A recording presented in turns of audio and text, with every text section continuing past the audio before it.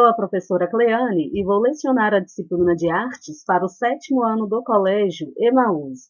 Sétimo ano, peguem o livro de vocês, né? Essa aula será das páginas 124 à página 137, dando continuidade sobre a arte nas nossas tradições culturais. Como que as nossas tradições culturais estão inseridas na arte, como que a arte está inserida em nossas tradições também. Peguem o livro, então, para que vocês possam acompanhar comigo. Nas aulas anteriores, nós estudamos um pouquinho sobre o importante artista brasileiro, né, o Antônio Nóbrega, um artista que conseguiu fazer a interpretação, fazer uma releitura das tradições culturais brasileiras, trazendo essas culturas para a sua maneira de expressar a arte. Vamos falar um pouquinho nessa aula sobre a história da arte, conhecer um pouquinho sobre as folias brasileiras e qual é a origem dessas folias. As folias que conhecemos hoje são tradições muito antigas, passadas de geração em geração, ou seja, neste sentido a gente está falando da cultura tradicional, que é diferente da cultura erudita, né, que é aquela cultura que é aprendida, que é ensinada em instituições de ensino. Essa cultura passada de geração em geração é aquela que é aprendida no dia a dia, né, na convivência da comunidade. Essas folias, então, foram passadas de geração em geração e foram se transformando com o tempo, foram sofrendo adaptações de acordo com a época e de acordo com o momento também. As heranças portuguesas, por exemplo, estabelecidas desde o período colonial, tiveram influência das culturas indígena e africana e também de outros povos que emigraram para o Brasil. Essa diversidade de influência é importante para compreender que cada região brasileira realiza seus festejos de um jeito diferente, conforme a cultura local. Nós temos que lembrar também, pessoal, que as culturas, as danças culturais, elas estão muito ligadas, né, à memória, à herança, à lembrança e à preservação desses valores culturais.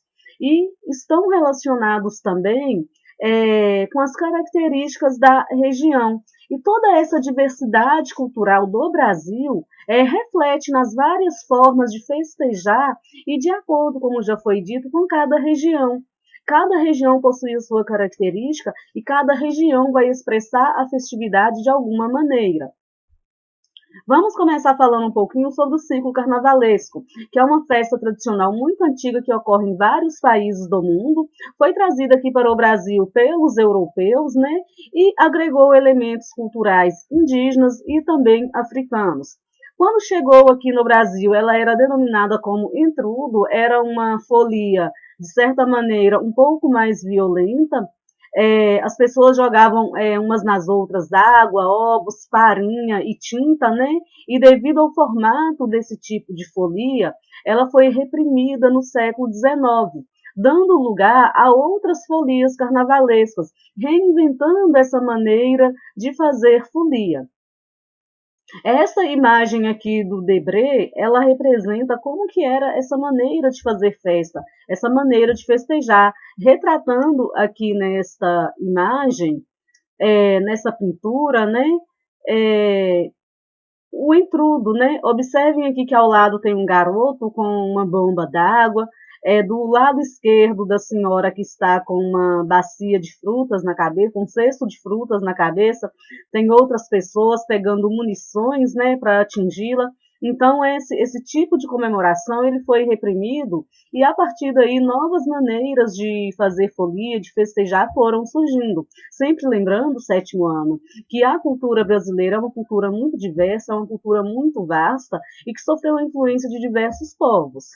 Com o passar do tempo, ritmos musicais e danças afro-brasileiras como o samba e o frevo foram incorporados ao intrudo, que foi se transformando e dando origem às festividades do carnaval brasileiro que conhecemos hoje, nas diferentes formas em que se comemoram essa festa em cada localidade brasileira. Como assim? Por exemplo, o carnaval que é comemorado, que é dançado, né, podemos dizer assim, no Rio de Janeiro, que é festejado no Rio de Janeiro, ele é um modelo diferente do Carnaval de Pernambuco, é um modelo diferente do Carnaval da Bahia também.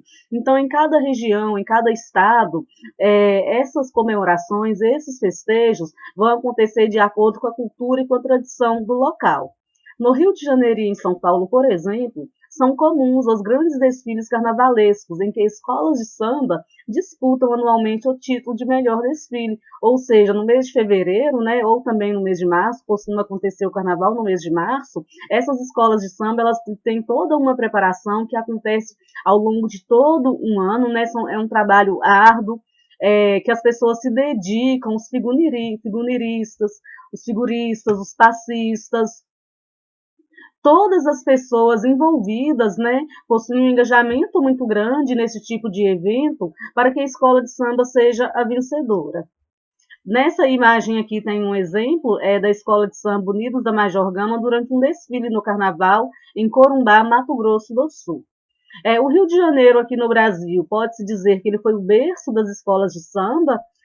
Durante a década de 1920, houve a reunião de alguns sambistas no bairro carioca Estácio que se reuniram, e a partir daí foi formada a primeira escola de samba do Brasil. A escola de samba Deixa Pra Lá, no Rio de Janeiro, formada em 1928. Hoje em dia, para os integrantes das escolas de samba, como carnavalescos, sambistas, passistas, músicos, figurinistas, entre outros artistas, que se agrupam nessas agremiações, o carnaval também significa muito trabalho, que exige dedicação durante o ano inteiro. Em São Paulo e no Rio de Janeiro, por exemplo, esses desfiles acontecem em locais específicos, que são os sambódromos. E durante o desfile, uma equipe vai avaliar todo o desfile para, ao final do carnaval, haver a decisão de qual escola de samba será a vencedora, tanto no Rio de Janeiro quanto em São Paulo. Na região Nordeste, o carnaval apresenta outros ritmos e passos de dança. Em Pernambuco, por exemplo, predominam os clubes de frevo, os blocos de pau e corda e os bonecos gigantes. Blocos de pau e corda são músicos que utilizam instrumentos de pau e também instrumentos com corda, tá bem? Os bonecos gigantes são bem característicos, né, do carnaval de Olinda, e que representam figuras bem conhecidas, tanto nacional quanto internacional também, em alguns casos. Na Bahia são famosos trios elétricos e os blocos de afoxé, um bloco ligado à tradição afro-brasileira, que puxam desfiles e reúnem multidões, né? E são festejos que atraem pessoas de todos os cantos. A tradição dos desfiles de blocos com trios elétricos se espalhou pelo país e tem crescido bastante, principalmente na região sudeste. Algumas cidades da região sudeste, inclusive, como por exemplo Belo Horizonte, nos últimos anos vem ganhando um grande destaque em relação a esse tipo de festejo que é realizado nas ruas. O ciclo junino, pessoal, ele refere-se às festas que acontecem em junho.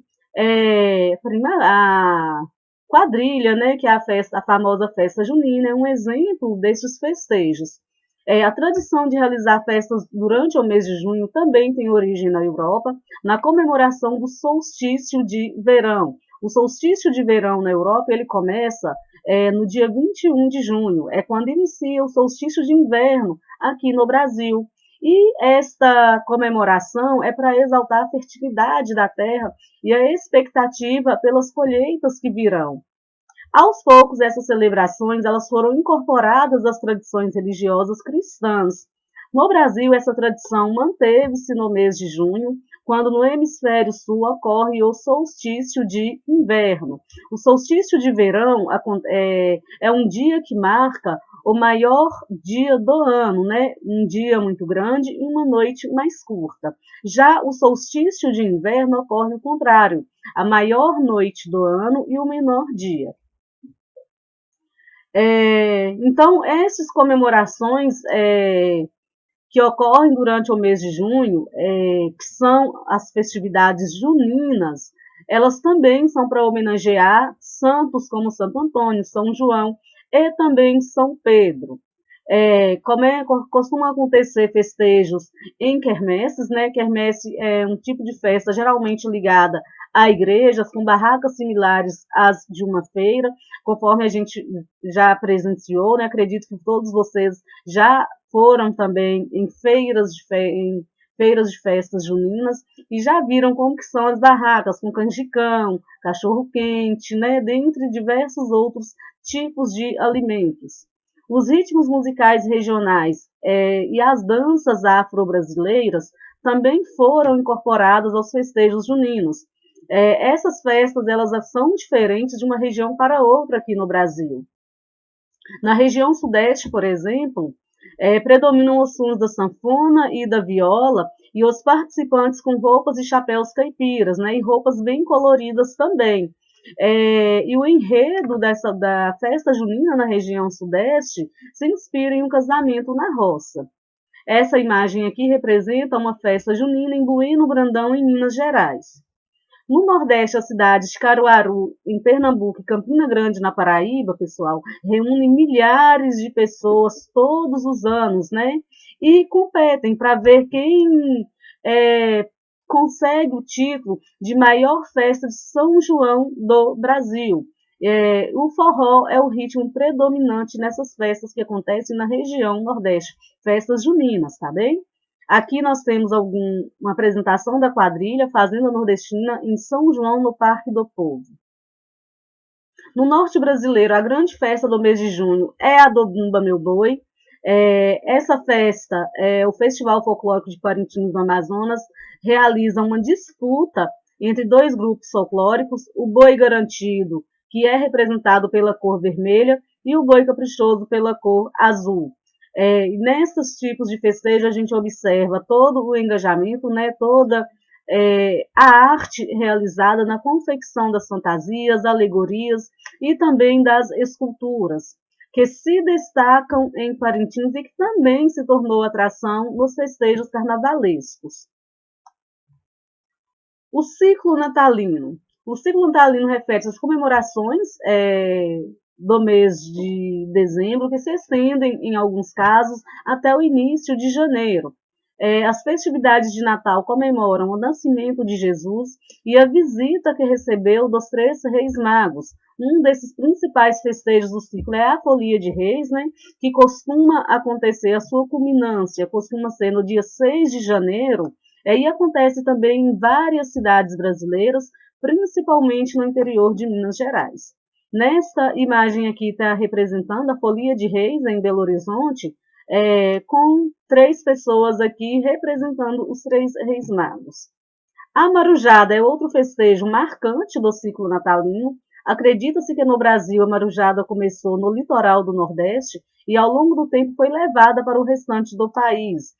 São pessoas que se vestem de marinheiros, cantam e dançam aos sons de instrumentos de corda, representando as aventuras marítimas enfrentadas em uma embarcação durante uma tempestade. Então, também a marujada tem todo um enredo, né? E também a gente pode dizer que tem toda uma história mítica também. Nessa imagem aqui, nós temos a representação da marujada no município de Tracuateua, no Pará, de 2018. Essa atividade aqui, pessoal, nós não vamos fazer por enquanto, tá bem? Vamos conhecer um pouquinho do repertório cultural. Vamos conhecer um pouquinho sobre Beatriz Milhazes, né? Importante artista brasileira também, que teve no Barroco a inspiração para desenvolver a sua arte, para desenvolver a sua obra. Como vimos, Antônio Nóbrega buscou um diálogo com os movimentos das danças tradicionais brasileiras, incorporando-os em suas obras. Da mesma forma, a artista carioca Beatriz Milhazes também buscou nas cores fortes das fantasias e alegorias presentes no carnaval brasileiro as referências para suas pinturas e colagens, cores fortes, né? Seus trabalhos também têm inspiração em elementos do barroco brasileiro. O barroco ele chegou no Brasil, foi trazido pelos europeus, ele surgiu na Europa nos séculos XVI, XVII e XVIII, né? O barroco ele é caracterizado pelas formas em espiral, conhecidas como arabescos, e a utilização de cores fortes e a sobreposição de formas, criando composições cheias de movimento e instabilidade, conforme pode ser observado nessa imagem aqui em Albes de Beatriz Milhazes. Aqui está falando um pouquinho sobre a arte barroca, né? foi produzida na Europa a partir do final do século XVI, principalmente da arte portuguesa. O barroco ele tinha fortes ligações com a Igreja Católica e ficou muito presente em esculturas de santos e na decoração de igrejas como a de São Francisco de Assis, localizada em Ouro Preto. Como personagem principal do barroco aqui no Brasil, destaque para Aleijadinho, tá bem? Nessa imagem aqui está mostrando novamente outra arte realizada por Beatriz Milhazes. E está falando, essa obra remete a algo? O que vocês acham? Essa obra remete a alguma lembrança para vocês? Que impressões as cores e formas causam a vocês também? Ariano Suassuna e o movimento armorial. O movimento armorial, gente, foi um movimento que surgiu como forma de combater o preconceito em relação a toda a diversidade cultural existente no Brasil, sobretudo o preconceito em relação à cultura tradicional e à cultura erudita. Ariano Suassuna foi um dramaturgo, romancista, ensaísta e poeta brasileiro. Durante a década de 1950, enquanto estudava Direito, conheceu Hermílio Borba, com quem fundou o Teatro de Estudantes de Pernambuco. Na mesma década, ele promoveu encontros com cantores e artistas tradicionais no Teatro Santa Isabel, no Recife, conhecido como palco da elite da arte erudita nordestina.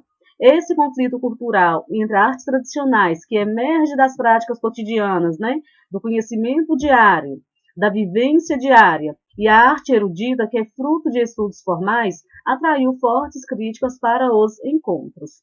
Aqui tem alguns questionamentos. Por que você acha que isso ocorreu?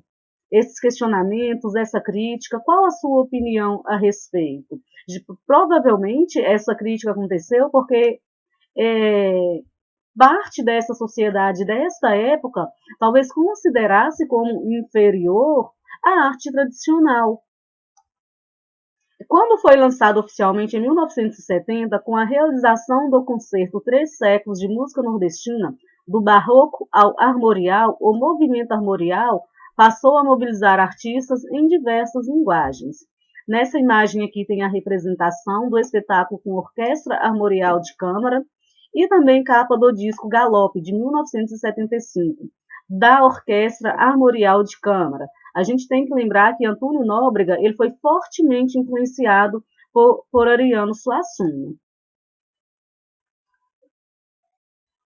Vamos falar um pouquinho agora sobre o livro, a obra, Alto da Compadecida, de Ariano Suassuna. É uma obra bem interessante, traz vários conhecimentos, riquezas também sobre a região Nordeste de uma maneira cômica, de uma maneira engraçada. Então, a obra retrata de maneira leve e bem-humorada os problemas da seca, da fome e da miséria enfrentados pelo povo nordestino. Para quem não conhece, vale muito a pena fazer a leitura da obra, tá? O movimento armorial é um fenômeno multicultural. Suas principais referências vêm, por exemplo, da cultura nordestina e da tradicional literatura de cordel, das culturas africanas, indígenas e afro-brasileiras, assim como de elementos das culturas dos imigrantes que aqui chegaram. Ou seja, é um movimento que integra toda a cultura, toda a diversidade cultural, toda a pluralidade cultural existente no Brasil. Nesta página aqui, sétimo ano, está trazendo sobre a diferença do festejo Bumba Meu Boi no estado do Maranhão. Nós vimos que no estado do Amazonas é feita uma disputa entre dois grupos, o grupo da cor vermelha e o grupo representante da cor azul. No estado do Maranhão, o festejo acontece de maneira diferente. A expressão a manifestação deste tipo de festejo acontece em torno de todo um enredo, de toda uma história que gira em torno da festividade. Então, tem personagens, tem uma história de uma moça que está grávida e que tem o desejo de comer a língua de um boi. Então, este boi ele é morto, e o dono deste boi fica sabendo, manda ressuscitar o boi. É toda uma história envolvida em torno de um desejo de uma mulher grávida. No final, o final da história é bem interessante, né? E também foge à realidade, podemos dizer assim, mas é bem interessante também. Na música, nós vamos ter o uso do pandeirão, da zabumba, da matraca, do tambor de onça também. Então, são manifestações culturais que ocorrem de maneiras diferentes, em regiões diferentes, em estados diferentes, de acordo com as características do local, de acordo com a cultura do local também, tá? Nesta atividade aqui, sétimo ano, vocês vão escolher uma dessas manifestações do boi-bumbá e vão fazer o que está pedindo aqui. Vocês pode ser feito individualmente, tá? Aqui está pedindo para fazer em grupo, mas pode ser feito individualmente. Vocês vão escolher apenas uma manifestação. Então, vocês vão buscar informações sobre a presença desse festejo em uma das regiões do Brasil, e vão procurar todas as informações possíveis. E também pode colocar como que o festejo acontece, se tem uma história, como que os personagens eles são caracterizados. E pode colocar imagens também. Essa pesquisa ela tem que ir para o portfólio de vocês, tá bem? Vou finalizar por aqui então a nossa aula. Até a próxima. Bons estudos para vocês e lembrem-se, juntos no caminho certo.